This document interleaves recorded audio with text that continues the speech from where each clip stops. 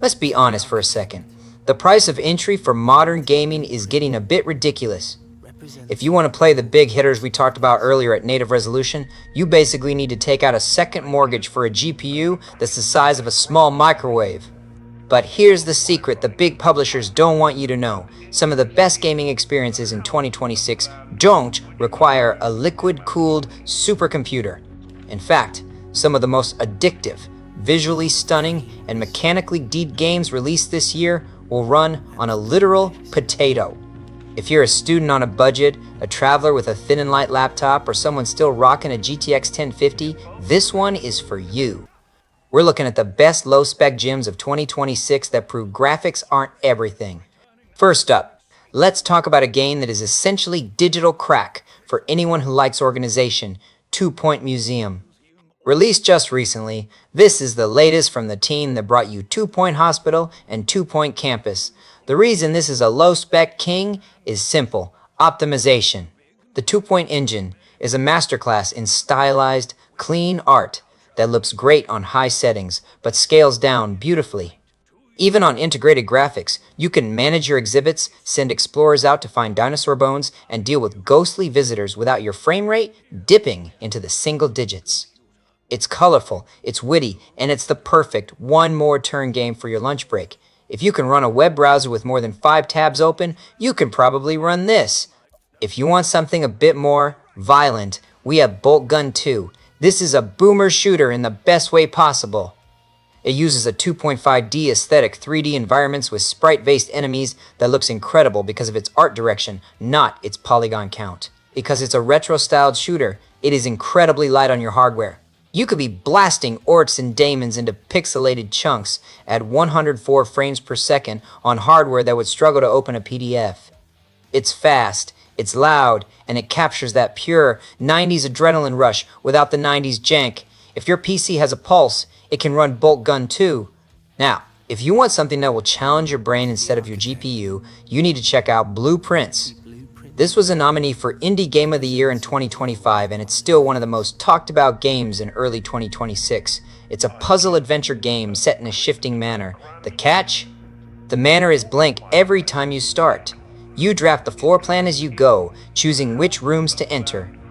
Because the game relies on atmospheric lighting and a distinct, minimalist art style rather than hyper-realistic textures, it runs flawlessly on almost anything. It's proof that you don't need ray tracing to create a world that feels mysterious and immersive. It's a slow burn mystery that rewards patience and observation, and it's a perfect fit for a low-end laptop. I know what you're thinking. A Monster Hunter game on a low-spec list? Hear me out. While Monster Hunter Wilds might be trying to explode your CPU, Monster Hunter Stories 3 is a different beast entirely. Capcom built this with a cel-shaded, anime-inspired look that is specifically designed to work across all platforms, including the aging original Switch and budget PCs. Because it's turn-based, you don't need 120 FPS to be competitive. It's vibrant, it's massive, and it's easily the best creature collection game you can play right now without needing a high-end rig. You get all the depth of the Monster Hunter lore and the thrill of hatching your own Rathalos, all while your fan stays whisper quiet. We cannot talk about low-spec gaming without mentioning the king of 2024 and 2025 that is still dominating the charts in 2026, Balatro. If you haven't played this yet, I genuinely envy you. It's a poker-themed, roguelike deck builder that is so light on resources, it could probably run on a smart fridge. It's about illegal poker hands, jokers that give you insane multipliers, and the pure dopamine hit of seeing numbers go into the trillions. It is the ultimate low-spec game because it's not about the pixels on the screen, it's about the math in your head.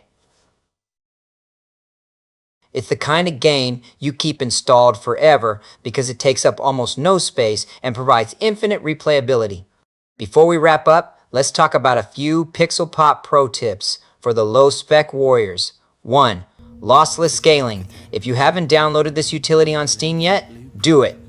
It uses AI upscaling like FSR or DLSS on any game. It can take a game running at 720p and make it look decent at 1080p while doubling your perceived frame rate. It's a lifesaver for integrated graphics. 2.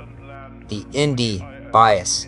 In 2026, indie is often synonymous with well optimized. Big AAA studios often use the power of modern GPUs as a crutch for bad optimization. Small teams can't afford that.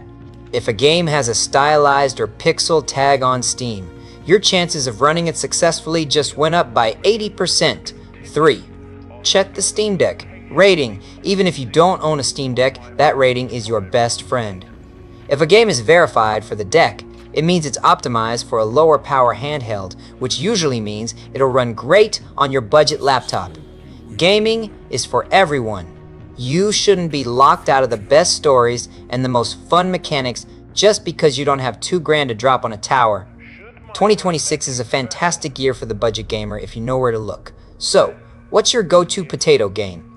Are you still rocking Stardew Valley in 2026? Or have you moved on to something new like Blueprints? Let me know in the comments. I love hearing about the rigs you guys are using to stay in the game.